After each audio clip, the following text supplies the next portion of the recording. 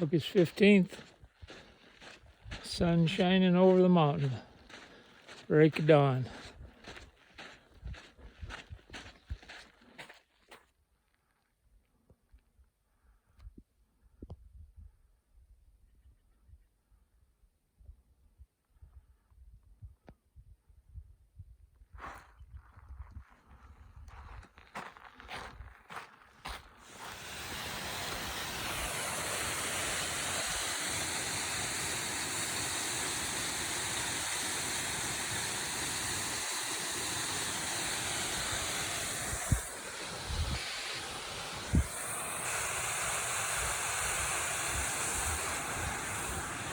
Coming from back there, some pretty landscape, and we're in the zone of the volcanic glassy rock called Obsidian, and here's a great example of it. Native Americans use this to chip out their sharp arrowheads, as it's just like glass.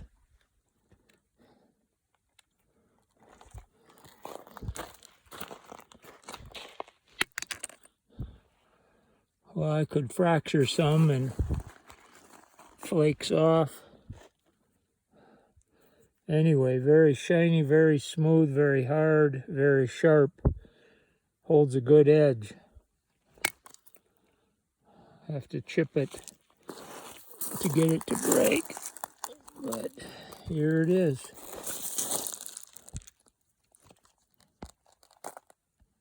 Amazing material from Mother Earth herself. Brother Mike, August 15th, 2021, approaching the noontime hour, maybe 10 or 10:30 in the morning. Sun's coming up over those rugged, partially snow-covered mountains. Patches of snow still up there. Melting, giving life to some of the streams that I cross so I can capture water, filter it, and drink it, stay hydrated. Hope the roof stays up till I get under.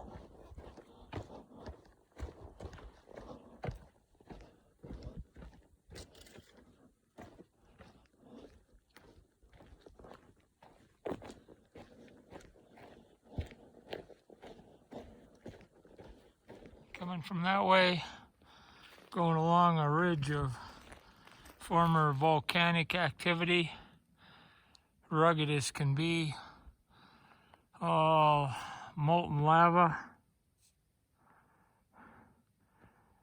no arable ground in there for another million years. Was in the Obsidian wilderness here in past miles. Now I see there's no more obsidian. Certain recipe Mother Earth had to make that glassy black obsidian. Now it's just the old pumice and cinder and cooled lava, rugged as can be. Yet the pines still manage to find a place to sprout in that. Pretty amazing. August 15th, making my way through a Oregon volcanic field. Huge boulders of cooled lava, pumice, all the air holes that were liberated in the cooling process, and the area is just so doggone rugged and rough and tumble and unforgiving, non-arable. There's some other lava that's cooled, and the telltale volcanic peaks there in the background, conical shape, many of them indicating volcanic activity of prehistoric times. Coming from that way, bumping into a jiggity, jaggedy now cooled lava field. Conjures up ideas and memories and thoughts of what must have been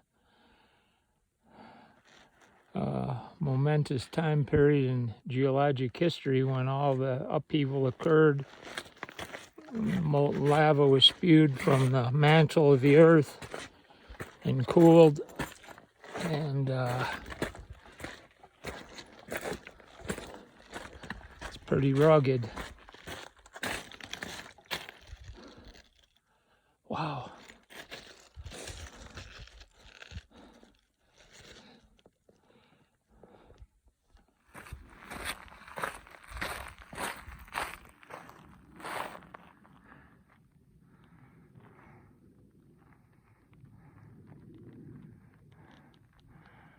Coming from there,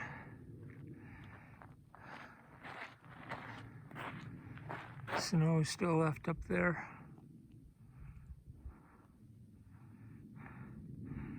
Conical Peaks, former volcanic area. There's a nice one. About as rugged can be. If I can climb up this.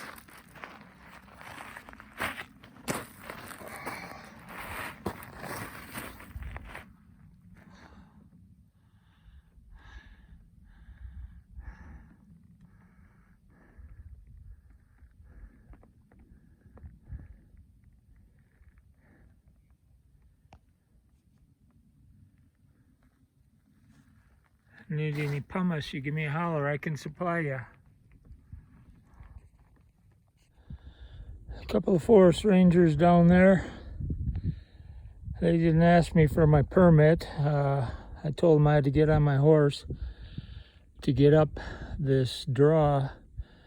Unanticipated, unexpected. Feel like I'm leaving the gates of hell to get out of this volcanic zone up over the rim there, like extremely dry, alienating landscape, inhospitable, no place for any mammal for more than the time it takes to get through here, so I'm going to keep going.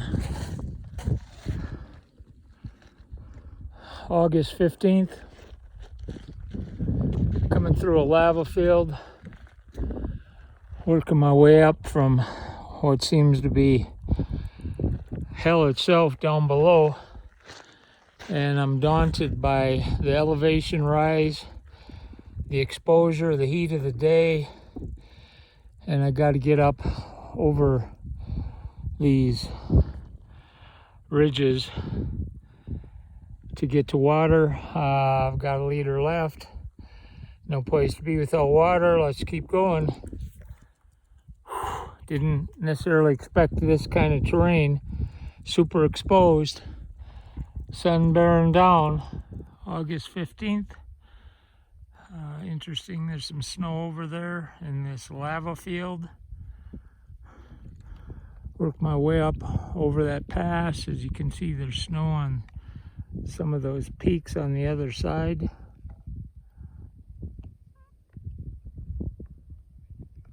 And if I run out of water, I know where I need to go. Back to the snow. So as rugged can be. Don't want to lose my footing here.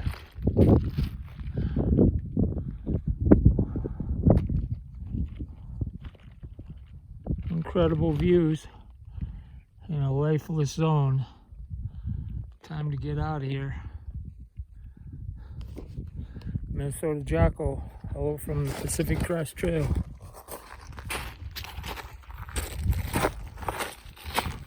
You wouldn't make it a football field with your bare feet on this stuff, so I'm glad I got my shoes.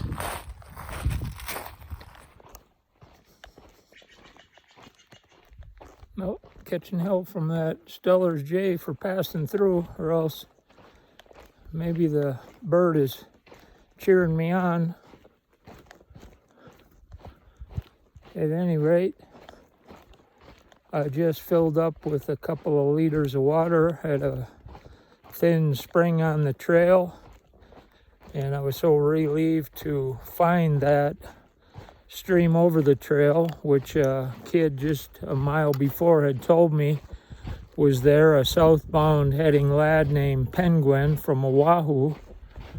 A real nice kid, only talked for 2 minutes on the trail, sharing our laments about the challenges and difficulties of through hiking, and then punctuated the departure with a hug of one another, which was powerful and appreciated, I think, both ways, and some good solidarity on the trail. And I credit him with the water that magically appeared a half-mile later after seeing him up on the volcanic rocks, wondering if I was ever going to make it to water again. So powerful moments, brief but powerful, and thank you, Penguin, for providing me with that needed water. My anxieties have melted away. I've now got 2 bottles of water, pushing on to the finish for today to get to Bend, Oregon. Safe travels, Penguin. Love you, buddy. Oh man, this substrate I'm walking on is volcanic cinders. It's identical to the cinder track that Breckenridge High School used to have, that my brothers ran on. And that's a little ominous looking. The trail looks like it goes right up the side of that big volcanic bluff.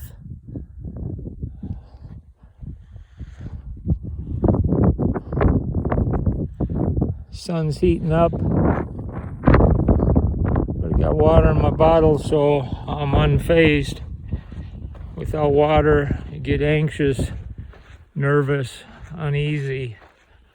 But with water, I'm happy as a clam.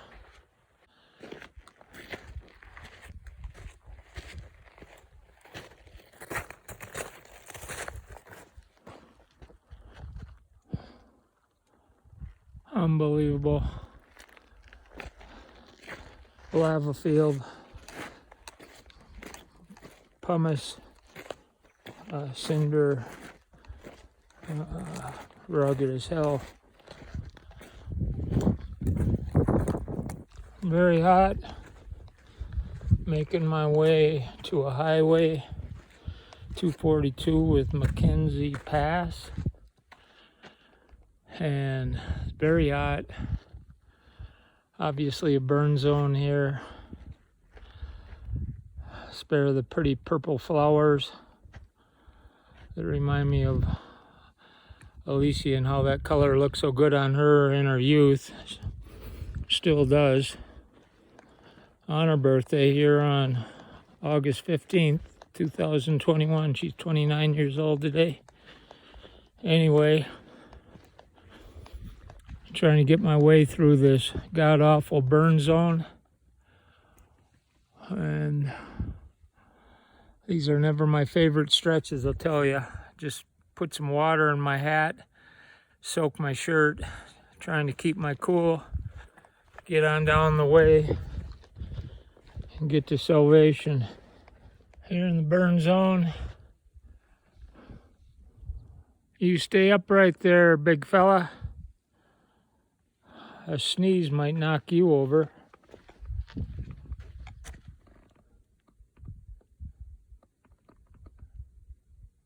Huh. Probably shouldn't even be filming this. Still not safe till I get a good 150 feet away from that thing. Looks like I'm gonna make it. Come on. Here's my 360-degree view.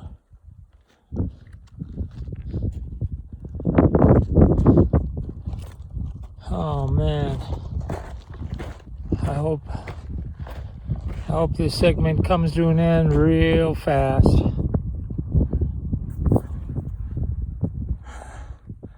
This is brutal. Look at that. Look at that landscape, man. Oh my goodness.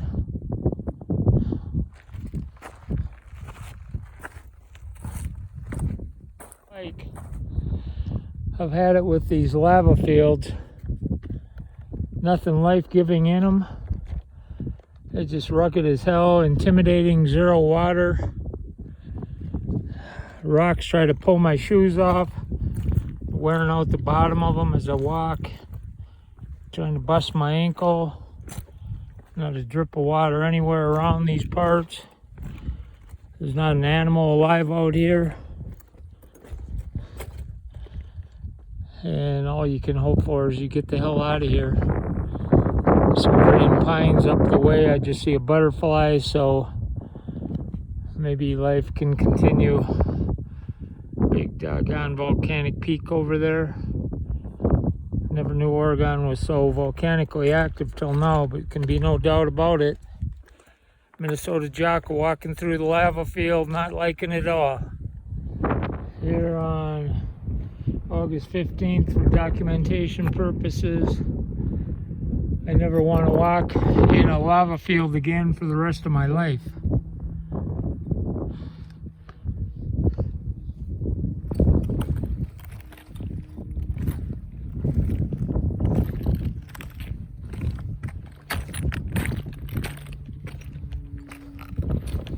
This sucks so bad, I can't even tell you. Seems like there's no way out. Man, oh man. It's bad news, this place. Live a good life, stay out of hell. August 15th, here I am, fresh out of the lava field climb. Hope to hell these rocks above me don't collapse, break my neck. Hoping for a ride, go to Sisters and then Bend, Oregon up there. We'll see if the prearranged ride shows at 3 o'clock. Looks like I got 40 minutes of umbrella action here to try and stay in the shade out of the blazing heat.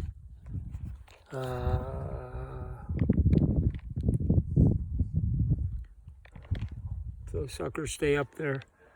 It's the only shade I can find. Sitting in Sisters, Oregon at some general store.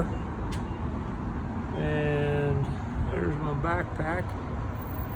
And I just walked through a lava field today for how many miles? Most god-awful experience. Cruising across those that molten lava, pumice, cinder, obsidian, 100 degrees, way hotter than that with the radiant heat factor of the sun. So came off the PCT onto highway, started hitchhiking, got brought in here to Sisters, Oregon. Bend, Oregon's up the road. I'm going to eventually make my way there. Just stopping to cool my leg, to have some Pepsi. Rainbow Motel. Cute little strip motel. 117. Let's go take a peek. Non-smoking.